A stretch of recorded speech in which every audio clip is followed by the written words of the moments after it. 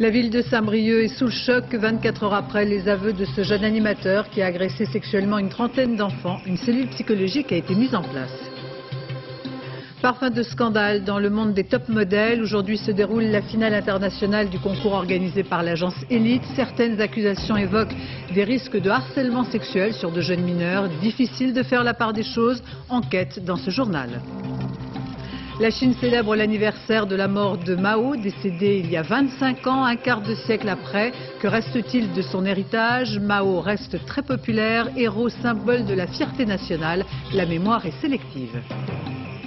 À Deauville, présentation de la dernière superproduction de Steven Spielberg. Intelligence artificielle, c'est son titre. Un scénario développé pendant 15 ans par Stanley Kubrick. L'histoire d'un enfant robot qui cherche à se faire aimer par les humains.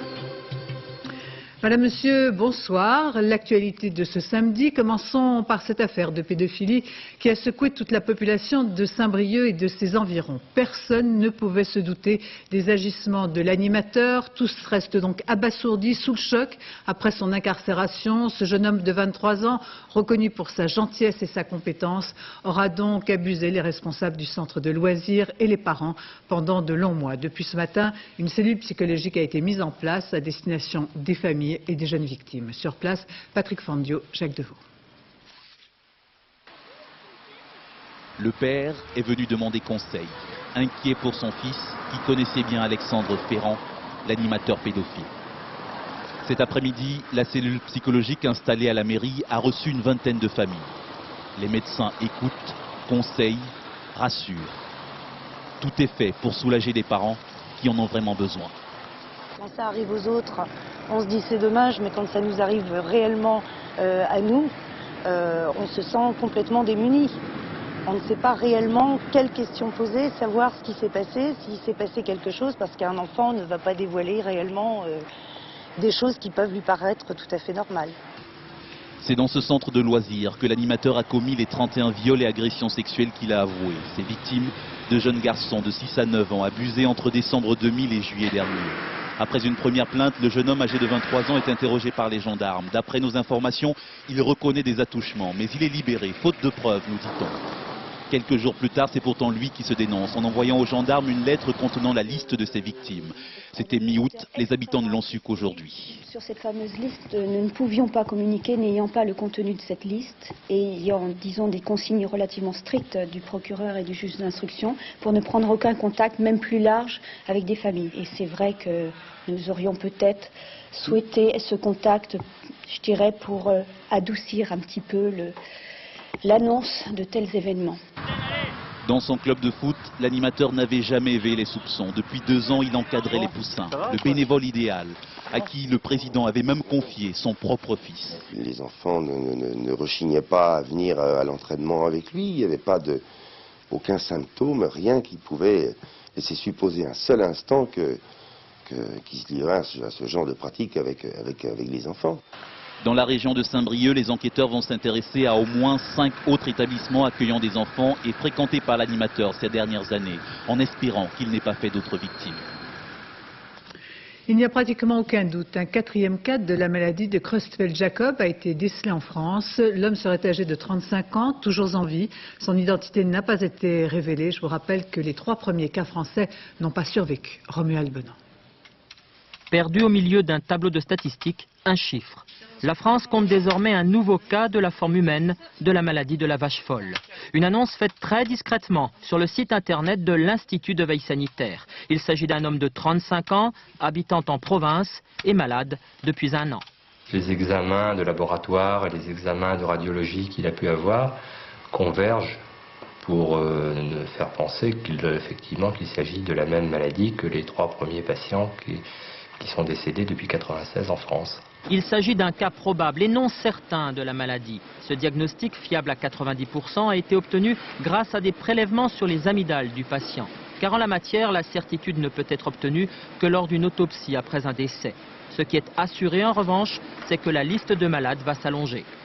On s'attend à voir dans les mois et dans les années qui viennent, sans doute, malheureusement d'ailleurs, d'autres patients atteints de cette maladie. Au Royaume-Uni, 101 personnes, parmi lesquelles la petite Zoé, sont déjà décédées. 130 000 cas sont prédits. Aucun traitement efficace n'existe. Seul espoir, une thérapie expérimentale annoncée aux États-Unis à la mi-août. Elle est déjà testée sur 13 Français victimes de la forme classique de Creutzfeldt-Jakob. La 4e victime de la version humaine de la vache folle devrait elle aussi en bénéficier. Après les plates excuses du directeur général des impôts, les contribuables ce soir bénéficient des propos de Laurent Fabius, qui n'a en rien minimisé cette affaire, évoquant lui-même un sérieux ratage pour qualifier les erreurs d'acheminement des feuilles d'impôt des contribuables. Une enquête est en cours. Claudine Gilbert, Jacques Gérard. Infoservice, bonjour. Infoservice, bonjour. Infoservice, bonjour. Pas une seconde pour souffler entre deux coups de fil. Ici, on reçoit les appels des victimes de la bourde des services fiscaux. Des milliers de contribuables indignés d'avoir reçu l'avis d'imposition de leurs voisins. Du coup, le Centre national de renseignement téléphonique des impôts tourne à plein régime. En 1 heure, nous avons eu 248 appels, ce qui est un record, habituellement une dizaine d'appels. Et dans la journée d'hier, ce qui est exceptionnel aussi, 1489 appels exactement, contre une moyenne habituelle de 300. Face à la colère des contribuables, Laurent Fabius lui-même fait aujourd'hui acte de contrition. Vous dites un dysfonctionnement, en fait c'est un sérieux ratage. Alors quand on est dans une situation comme ça, il faut dire les choses telles qu'elles sont, il faut être transparent. C'est promis, tout le monde recevra sa feuille d'impôt revue et corrigée dans un délai de 2 semaines. Mais en attendant, les excuses du ministère ne suffiront sans doute pas. L'association des contribuables associés a toujours l'intention de porter plainte. Et voici un rebondissement plus qu'inattendu dans la course aux Jeux Olympiques de 2008 qui a échappé à Paris. Il semblerait que la capitale ait perdu contre Pékin parce qu'une vingtaine de voix ont été intentionnellement détournées par l'homme d'affaires André Guelfi, déjà connu pour ses démêlés dans l'affaire Elf. Le milliardaire âgé de 82 ans aurait agi par vengeance, mettant tout son poids dans la manœuvre. Yasmina Farber, Éric Perrin. Paris déprime, Pékin jubile. La Chine organisera les Jeux de 2008. Aujourd'hui, André Guelfi, sulfureux homme d'affaires, grand négociateur de marchés délicats, donne sa lecture du choix du comité olympique. Celui que l'on appelle Dédé la Sardine dit avoir contacté une vingtaine de délégations pour savonner la planche de la candidature parisienne. À une certaine époque, on m'a contacté pour me demander si je voulais promotionner Paris pour les Jeux Olympiques. J'ai répondu que j'étais d'accord à la condition qu'on me le demande officiellement. Soit Jacques Chirac, soit le maire de Paris. Et on n'en a plus entendu parler. J'ai décidé, pour leur donner une leçon, de demander à mes amis de voter pour Pékin. Je l'ai fait uniquement parce que j'ai pas avalé qu'on ait préféré ne rien me demander plutôt que de le demander officiellement. Voilà, c'est tout. Je suis pas un paria ni un renégat. Mis en examen et écroué dans le cadre de l'affaire Elf, Guelfi se souvient aussi qu'à l'époque, personne ne l'avait soutenu. À 82 ans, l'homme n'a donc pas hésité à faire le voyage pour Moscou. D'ailleurs, la rumeur de ses interventions est arrivée aux oreilles des représentants de Paris. Nous avons décidé, Jean-Claude Killy et moi, que Jean-Claude Killy, qui connaissait M. Guelfi, irait le voir et lui dirait « Tu ne peux pas faire ça, tu n'as pas le droit, tu es français, tu n'as pas le droit de jouer contre la France ». M. Guelfi lui a dit à ce moment-là, j'ai déjà convaincu 10 personnes, c'est trop tard. Les 10 personnes suivantes, je vais essayer de les rattraper. Claude Bébéard souhaite que le comité d'éthique du CIO se penche sur l'intervention d'André Guelfi. A-t-il fait perdre la France? Mystère. Mais en regardant les scores, on constate que 20 voix auraient de fait pu faire passer la Chine de 56 à 36 voix et la France de 18 à 38. Il y aurait alors eu un 3e tour. Le candidat des Verts à la présidentielle n'a aucune intention de se retirer, malgré les pressions de certains membres de son parti, et ce après les informations publiées par Le Monde, selon lesquelles Alain Lipietz aurait contribué à l'écriture du volet économique du programme du FLNC. La Corse transforme la campagne des Verts à peine lancée en une course d'obstacles. Javid Imbert. Alain Lipietz va sûrement passer maître dans l'art de la mise au point. Voici donc la 2e depuis qu'il s'est lancé dans la course présidentielle, encore une fois sur la Corse. Qu'on se le dise, Alain Lipietz n'a jamais collaboré avec le FLNC, même si malgré lui, il l'a peut-être inspiré. Il y a eu ce jour-là, quand je suis allé en Corse, des gens du FLNC qui venaient d'être amnistiés m'ont dit « Qu'est-ce que vous pensez du programme qu'on a écrit ?» Je leur ai commenté quelques passages, et voilà, c'est tout. Ça ne change rien, vous êtes toujours candidat? Ben, parfaitement.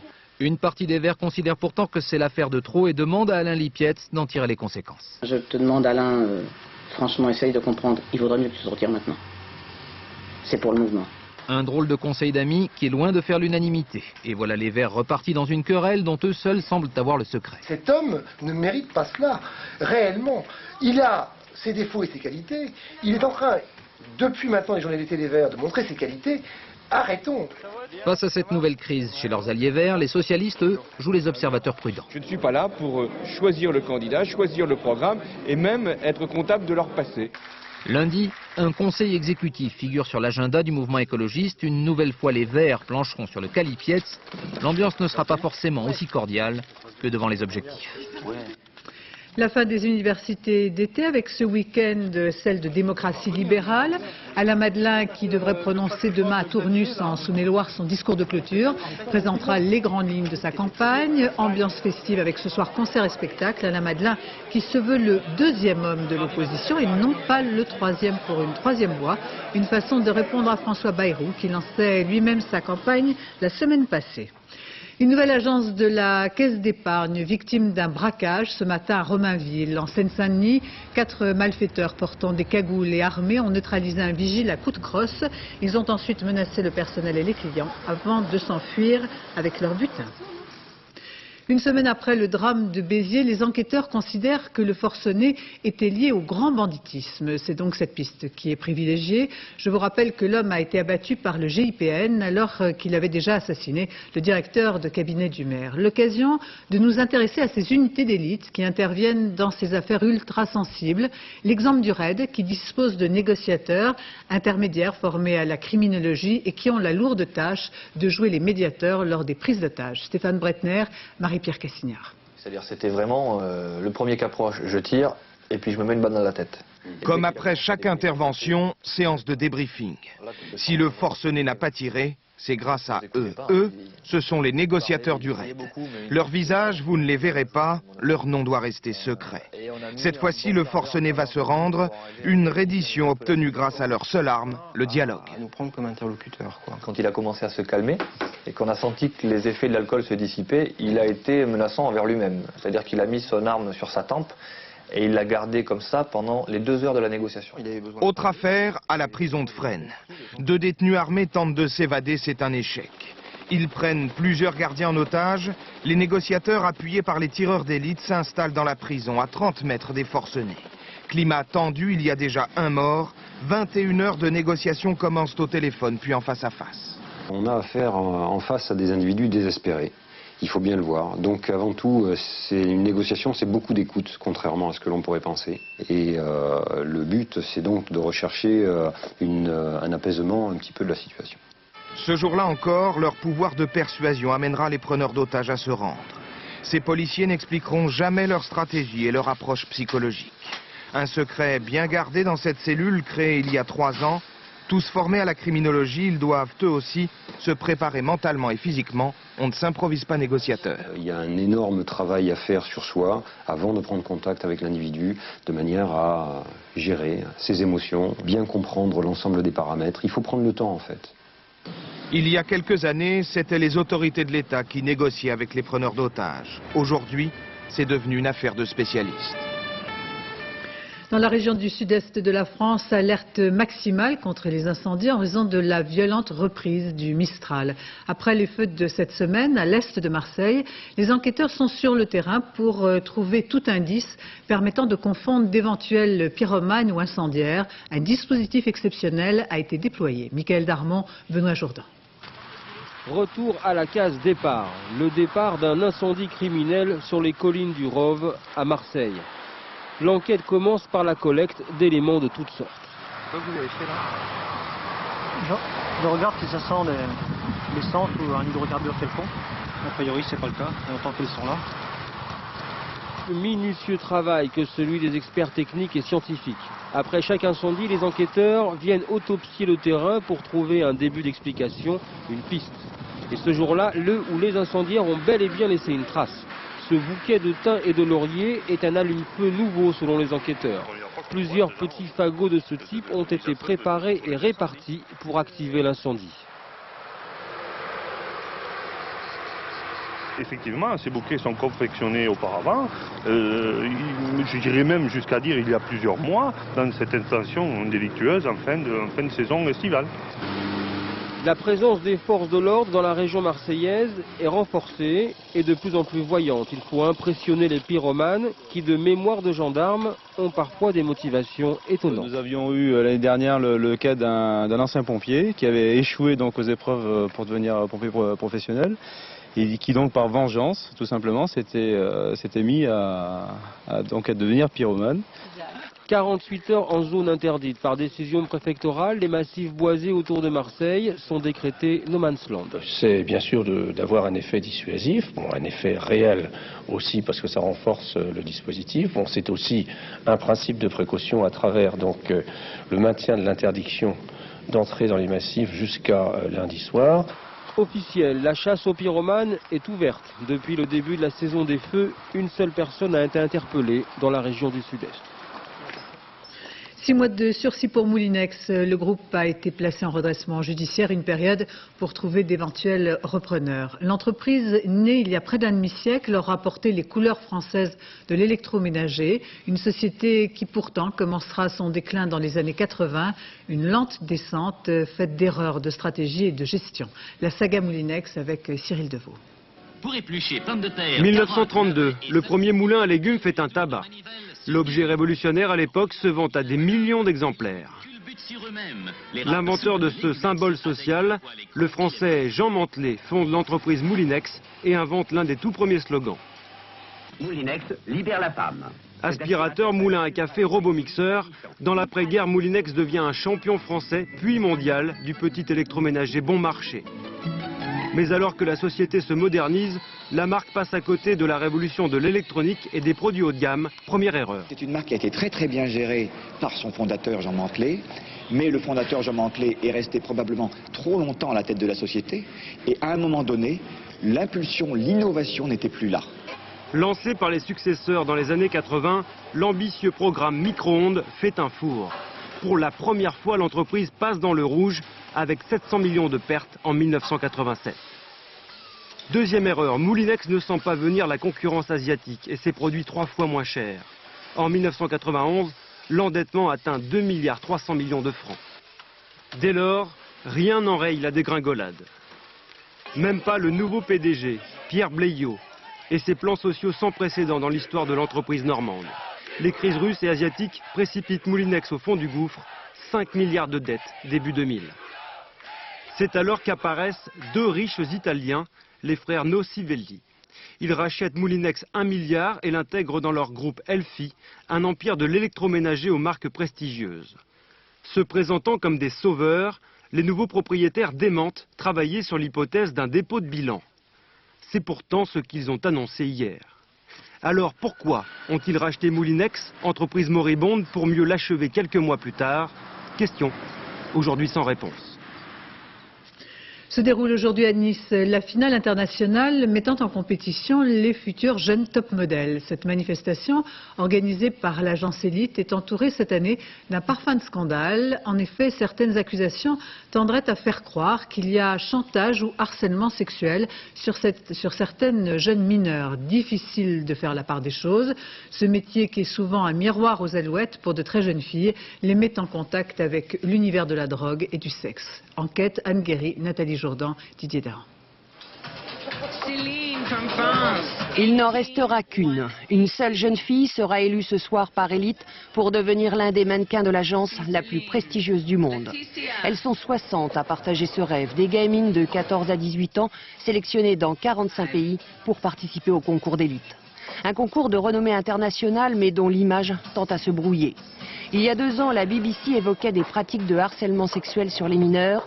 Aujourd'hui, c'est un ancien associé d'Élite qui accuse, des accusations qui ne troublent pas les jeunes candidates. Il y a beaucoup de gens qui s'occupent de nous. On a des gardes du corps, des policiers. Alors, tout va bien. Loin de Nice et du glamour, Capri en Italie. C'est ici que s'est réfugié Omar Harfouch, l'ancien partenaire d'Élite. L'homme se dit menacé depuis qu'il a décidé de parler. Il ne se déplace qu'avec un garde du corps. En 1999, Omar Arfouch sélectionnait des jeunes filles à Kiev, en Ukraine, pour les présenter au concours d'élite. C'est à cette occasion, dit-il, qu'un des dirigeants de l'agence aurait eu des exigences très particulières. Avant d'arriver à Kiev, il m'appelle de Paris en me disant Omar, j'espère que tu as préparé mon cadeau. Je lui ai dit, c'est quoi ton cadeau? Moi, je lui ai dit, oui, tu vas être très bien reçu, l'hôtel il est formidable, etc. Il me dit, non, mais t'as pas compris, tu sais que moi, je dois quand même tester quelques candidates. Là, je suis bref, hein, un peu, parce qu'il n'a pas tout de suite dit ça. Il a pensé que je vais comprendre tout de suite. Et j'ai dit, mais qu'est-ce que c'est que cette histoire à tester? Non, ben, il n'est pas question. Les filles sont là avec leur mère. Nous, on n'accepte pas des choses comme ça. Ce témoignage fait l'effet d'une bombe chez Elite. Aux accusations du premier, le PDG répond par d'autres accusations. Omar Arfouch est un mythomane et je pourrais le prouver. Il raconte n'importe quoi dans l'intérêt de nous nuire et c'est sa parole. Là. Alors maintenant, je vous donnerai des documents pour voir si la presse française peut faire foi de la parole d'un individu pareil, qui baigne dans le milieu du proxénétisme et de la mafia. Qui dit la vérité? Sur cette guerre sans merci que se livrent d'anciens amis, nul n'ose se prononcer.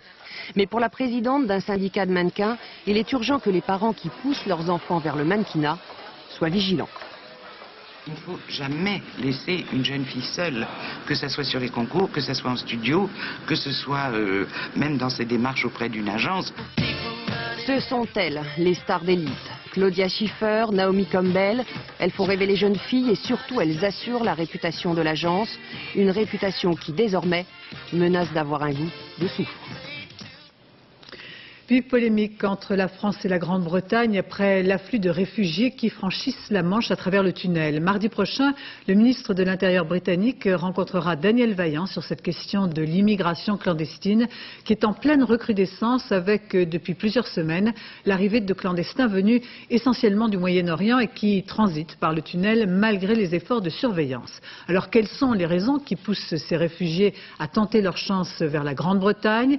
L'accueil semblerait plus facile qu'ailleurs, comme le montre ce reportage de Laurent Boussier. C'était au début de cette semaine dans le port de Douvres. Une quarantaine de clandestins entassés dans un camion en provenance de Calais étaient découverts par les douaniers anglais. Découverts mais heureux, ils avaient réussi à passer le Channel. Après quelques heures dans les locaux de la police du port, ils sont accompagnés ici dans ce service d'aide à l'immigration qui va les aider à passer leurs premiers mois en Angleterre. Presque tous sont des hommes, jeunes, parlant l'anglais. Ils arrivent d'Irak, du Pakistan ou comme Rahmatullah d'Afghanistan. Je suis arrivé caché à l'arrière d'un camion.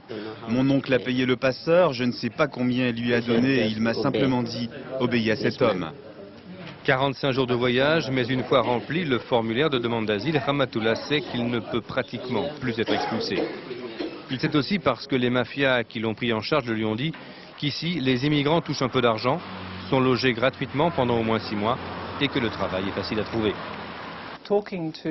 Quand on parle avec les réfugiés, une des raisons qu'ils invoquent souvent, c'est la présence au Royaume-Uni d'une communauté de leur pays d'origine.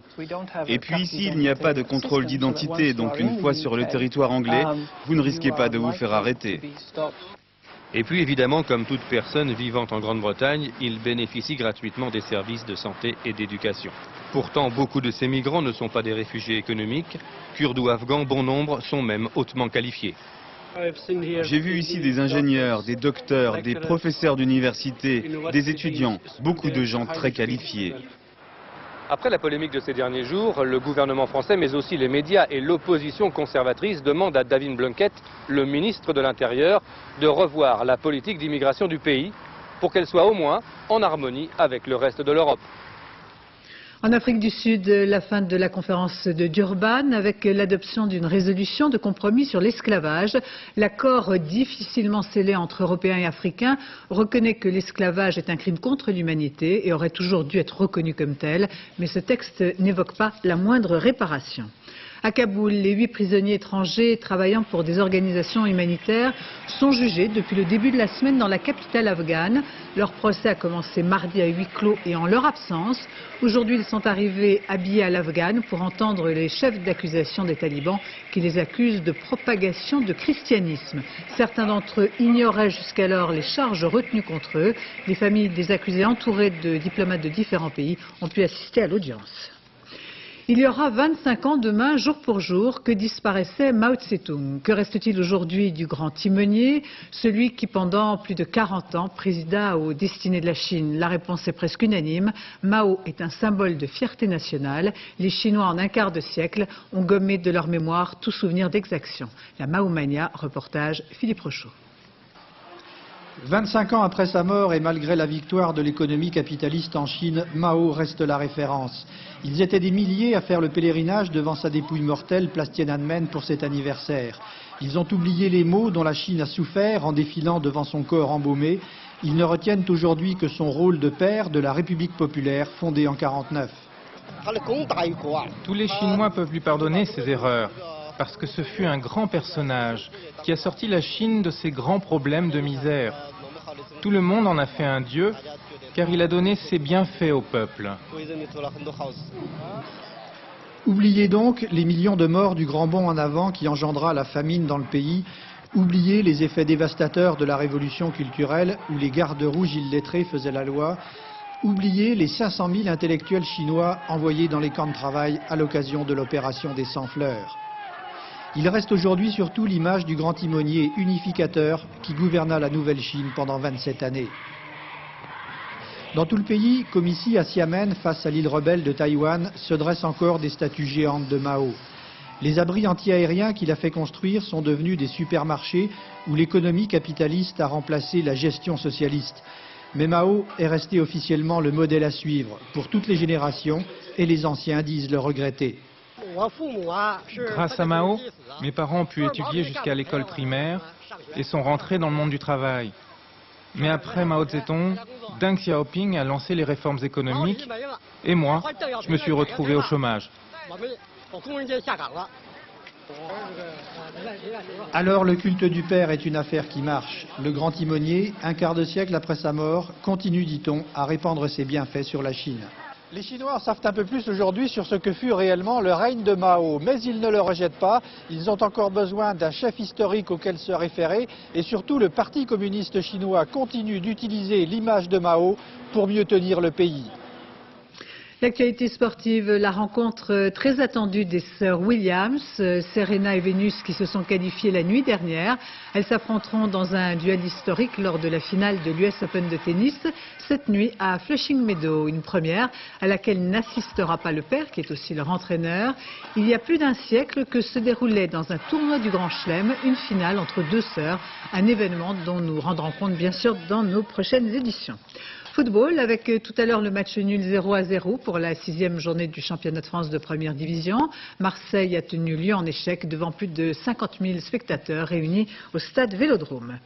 Depuis un mois, l'équipe française se prépare pour la Coupe de l'Amérique avec pour objectif réussir la compétition qui se déroulera en octobre 2002. À moins d'un an, le défi s'entraîne à Lorient avec comme espoir faire oublier les tentatives précédentes. Julien Beaumont, Didier Morel.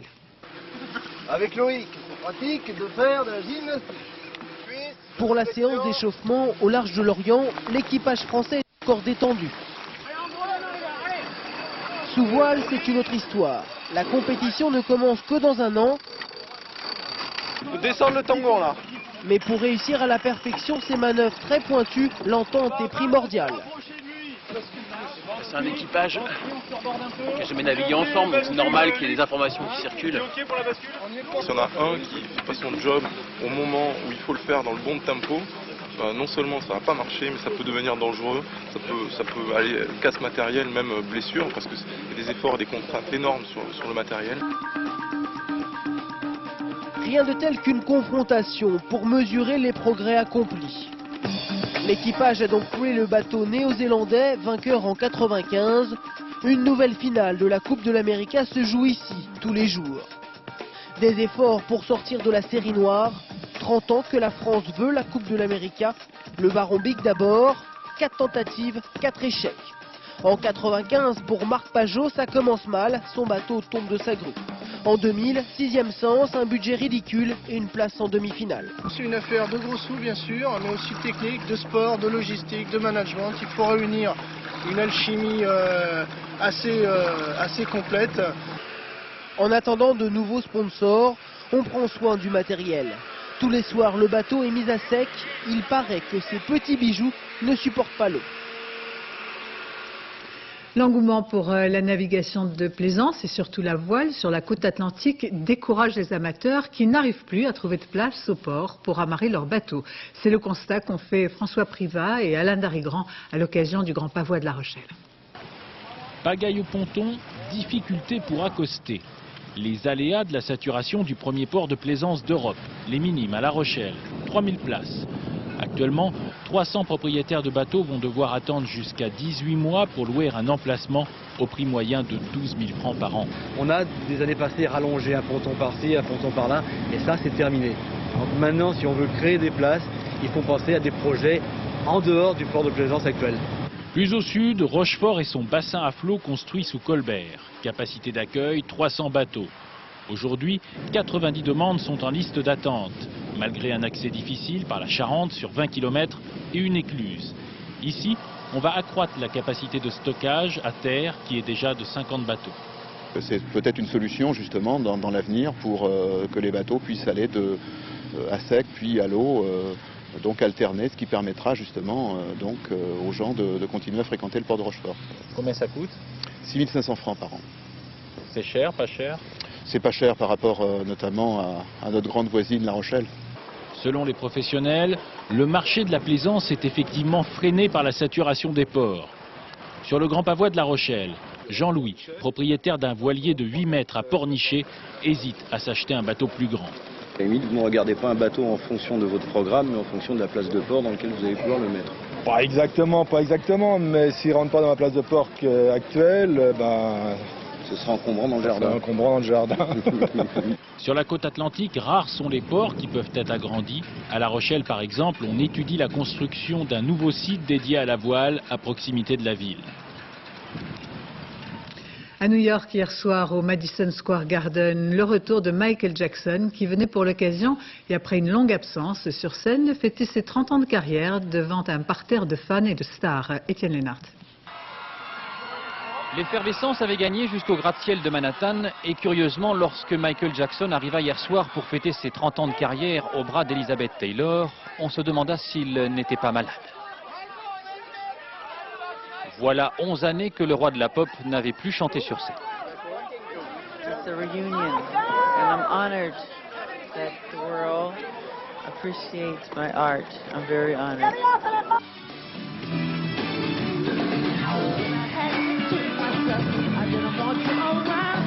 Pour l'occasion, la famille Jackson a rechanté ensemble et avec elle les plus grandes signatures de la Jackson Mania.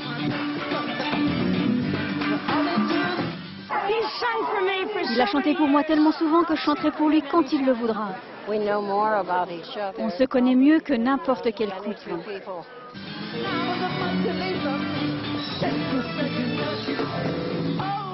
Et ce grand retour annoncé sonnait aussi un peu comme une résurrection personnelle pour les milliers de fans anonymes, pas tous quadragénaires, venus le célébrer.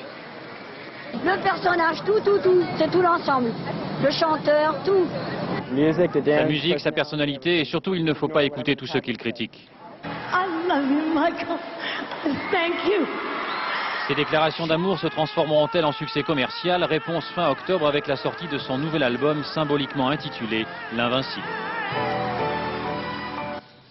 C'est en l'absence de Steven Spielberg à Deauville qu'a été présentée la dernière superproduction du réalisateur américain. Son titre, Intelligence artificielle, s'inspire d'un scénario développé pendant près de 15 ans par Stanley Kubrick, aujourd'hui disparu. Après E.T., voici IA, l'histoire d'un enfant robot qui cherche à se faire aimer par les humains, interprété par le petit héros du Sixième Sens. Pascal Deschamps, Frédéric Delarue. Il faisait aujourd'hui un temps à aller au cinéma, d'autant plus que le film projeté était sans doute l'un des plus attendus de cette rentrée, parce que né de la rencontre entre deux monstres du 7e art, Kubrick et Spielberg. De monstres, il est précisément question dans le film, avec l'apparition d'un enfant entièrement robotisé, mais doué de sentiments, et qui doit trouver sa place parmi les humains. Dans un avenir lointain, à une époque de machines intelligentes, c'est le premier enfant robot programmé pour aimer et vivre au sein d'une famille. Stanley Kubrick s'était lancé il y a 15 ans dans la folle adaptation d'une nouvelle de science-fiction avant de renoncer et de l'offrir à Steven Spielberg. Je crois que ça a été une preuve d'intelligence de la part de Kubrick de s'apercevoir de ses propres limites. Il a considéré que son univers était trop noir ou trop rouge et qu'il fallait pour cet incroyable conte de fées explorer d'autres couleurs, les couleurs de l'arc-en-ciel que Spielberg a en lui. Touchez-le, ça fout les boules. Oh, il a l'air si réel. Avant de donner le scénario à Spielberg, Kubrick pensait utiliser un vrai robot qu'il avait d'ailleurs fait fabriquer, puis une créature virtuelle. Spielberg a pris le parti opposé en choisissant Haley Joel Osment, le héros du Sixième Sens. Je ne connaissais pas les films de Stanley Kubrick parce que ce sont des films pour adultes, mais je connaissais bien ceux de Spielberg. Après, j'ai lu des choses sur Stanley et on m'en a beaucoup parlé. Et je crois que Spielberg a vraiment essayé de lui être fidèle. Restait pour le public de privilégiés qui l'ont vu ce matin une question: de qui reconnaît-on la patte? Les deux à la fois. On sent pas mal Kubrick avec le prolongement du film 2001. Ça ressemblait un peu aussi à E.T. Enfin, l'empreinte de Spielberg est vraiment là. J'ai trouvé ça vraiment excellent. C'est du Kubricko Spielberg, excellent vraiment. Son histoire parle d'humanité. Kubrick ne croyait pas vraiment les progrès de l'humanité. Spielberg, lui, veut y croire. Il a donc fait de AI une fable optimiste à grand spectacle, dans laquelle c'est finalement l'amour qui triomphe. En tout cas aussi vrai que je n'en ai jamais fait un. Ainsi se termine ce journal. Je vous rappelle le principal titre. La ville de Saint-Brieuc sous le choc 24 heures après les aveux de ce jeune animateur qui a agressé sexuellement une trentaine d'enfants. Une cellule psychologique a été mise en place. Dans un instant, la météo, Nathalie Riouet. 20h50, le plus grand cabaret du monde, animé par Patrick Sébastien. 1h20, le dernier, le journal, Laurence Piquet. 7h, thé ou café, présenté par Catherine Sellac. L'émission sera consacrée à Camargue. Quant à moi, j'aurai le plaisir de vous retrouver demain dès 13h. Je vous remercie de votre attention. Excellente fin de soirée sur France 2.